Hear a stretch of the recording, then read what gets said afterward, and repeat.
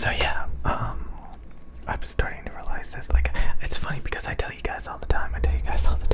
Like, if you have a bunch of ideas and passions and stuff, and you're just not working on it, and it's not going anywhere, what do? You just quit, you know. It's so that you have time for other projects and stuff. But like, the main thing is like that they're basically outdated ideas, outdated passions. Like, you know, just like you're nostalgic about like old things that you used to do growing up. You know, video games, very specific video games, for example. You know, you're nostalgic about it. You have good memories about it. Like, or just like things growing up. You know, nostalgic about the memories. But like, honestly, if you go back to it, there's nothing there. You know, it's an empty vessel. It's kind of like when you have these hobbies, these lingering hobbies that last for decades. You know, time moves on. And like, over the past few years, I came across like all of these different hobbies, all of these different niches, all of these different communities that I didn't even know existed. Like, I literally did not know. Like, for example, like, there's this YouTube channel called Hardware Canucks, and this other YouTube channel called Random Frank B. And I only came across their channels once or twice, mainly just to listen to the microphone that they were using, that they were reviewing. But they were big channels, you know, with millions of subscribers. But like, I did not know what those channels actually were about, where they're talking about like all this different equipment, and there's these huge communities that are just obsessed over these various things. And I didn't even know they existed. I didn't even know it was a thing. I didn't even know that there's things out there like that. Like, to be completely blindsided by like huge obsessive communities. You come across some of the weirdest things. Like, I remember I came across like these people that animate Toy Story characters. Like, they buy Toy Story characters and then they make animations with them. They make their own like Toy Story short films. Just like all of these crazy things out there. And to think, like, a lot of times, like, when I think back about what I worked on growing up, my inspirations back then, they're heavily outdated. Heavily outdated. So, like, if you look at, like, what people are currently doing these days with the technology and the opportunities that are out there, you may come across some really cool stuff.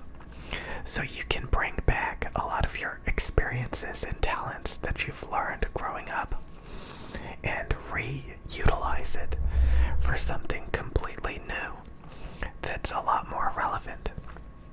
And the only way to discover those opportunities is to look around. It's to open your eyes. So it's kind of funny, like, when I fall back to the things that I've learned, that I know from decades ago, like, it's literally no longer relevant. Like I was saying in my previous video, like, YouTube didn't exist back then.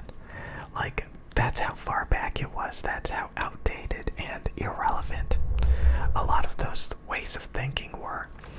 The software that I used back then is basically, you know, they don't work on it anymore. And new software has come out and replaced it.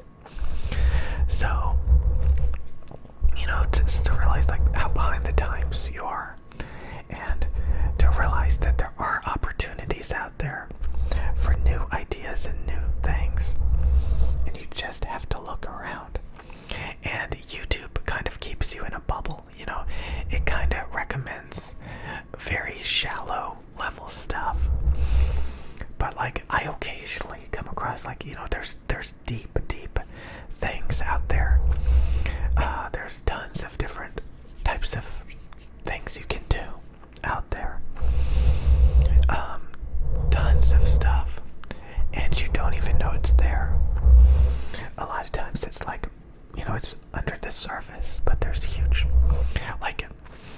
there's like YouTube channels dedicated to like aliens. Millions of views, talking about just random things that could possibly be aliens. You know, then there's the people obsessed with politics, which is very like blah, you know, surface level stuff, very surface level stuff, but it's thrown in front of people's faces. You know, there's some things that are just like thrown in people's faces, and then there's things that are like right under the surface where there's literally millions of people. You know, and like you just don't even know about it, unless like you look around quite a bit. Like even the ASMR community, like a lot of people in the ASMR community started like, you know, leaving comments on this channel, and I started looking into the types of ASMR stuff that they like, and it was stuff that I've never seen before.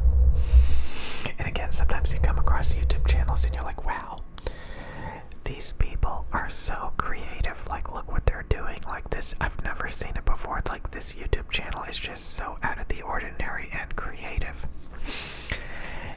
And then you look at their related videos and you realize that they're just copying other people that do exactly the same thing.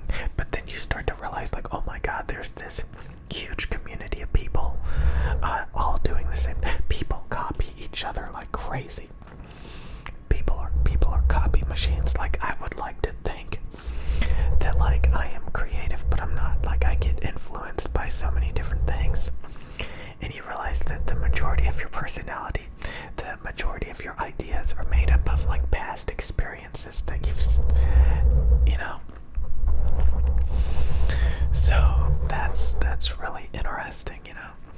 So again, I've come across like these YouTube channels, and the deeper you look, typically it's like part of like a bigger community. Like it's so funny because it keeps happening that way. Like these talents, and like there's groups of people that all copy each other. You know, they all inspire each other. They inspire each other, but like the end result is them like kind of like overdoing it, overdoing it. Because they copy each other. Like anytime you get it, like people, like it's funny because you see people who notice that. Like they'll be like, oh, this community, like everybody is making the same kind of content. Everybody is doing this. It's so played out. But when you first see it, you think it's so mesmerizing, it's so amazing. And then that's what happens. People like milk it. People like copy and they build off of it a little bit. But the end result is them just like overdoing it.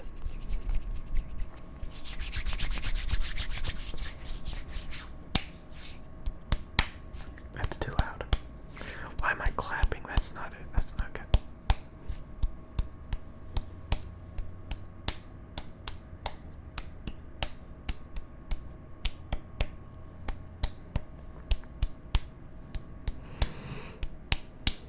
Is that even effective? It probably is. It's probably very effective. Somebody was doing this earlier with their hands and it was actually effective.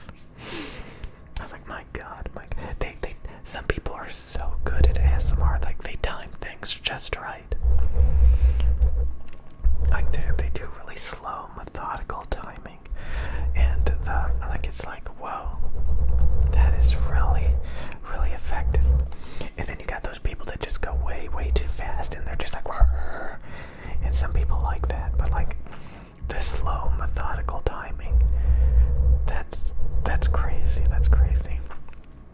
Like they're really considering their listeners. They're really considering the listener's experience when they do like that slow, methodical timing. Like they're really trying to hit you with some triggers.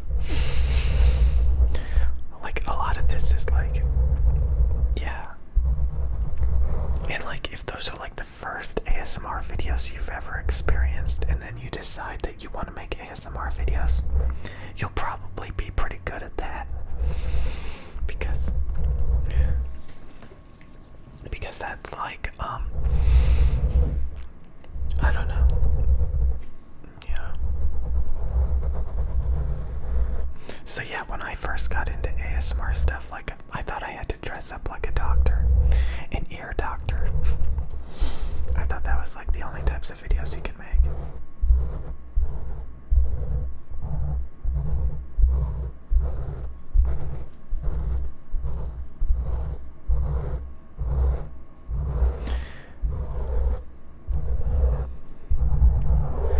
These days it's about like seeing other people's different styles of doing the same things. So again, yeah. So yeah, the main point of this video is to be like, I mean, like, again, if you've been holding on to ideas for a long time, they probably are outdated. And I think it's like time to like start looking around, look around for something that's inspiring. Like, a lot of times, like, if you don't want to work on something, you know, like, it's because you're not inspired. Like, you know, there's like these things that you want to do, but you have no inspiration. That's the problem. You have no inspiration. You have to find inspiration.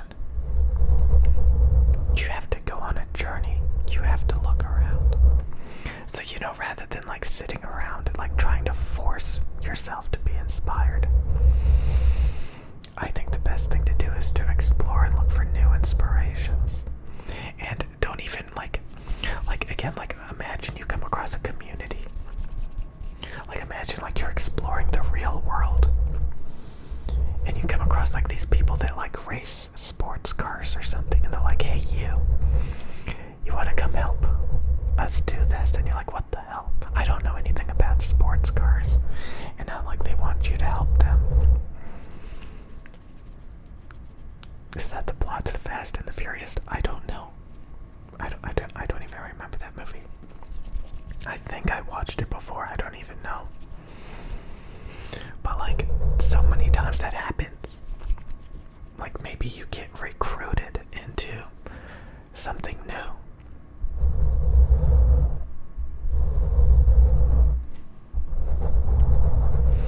And it makes you realize, like, oh my god, this was here the whole time.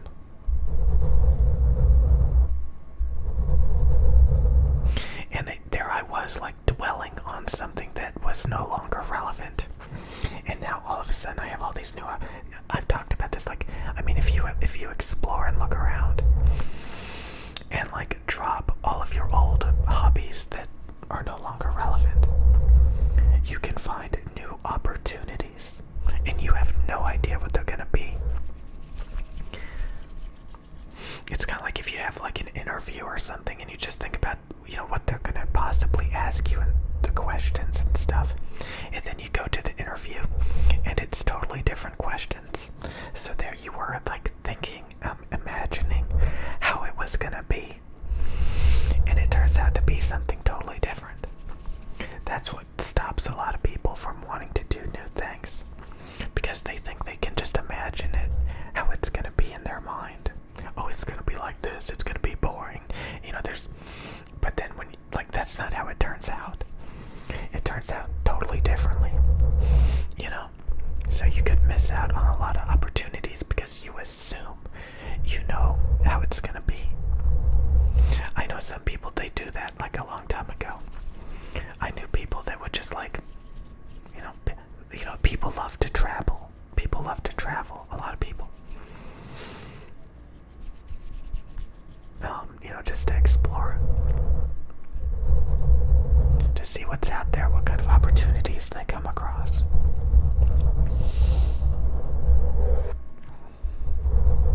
I mean, sometimes if you're not happy and you're just like cooped up, if there's nothing, you know, like,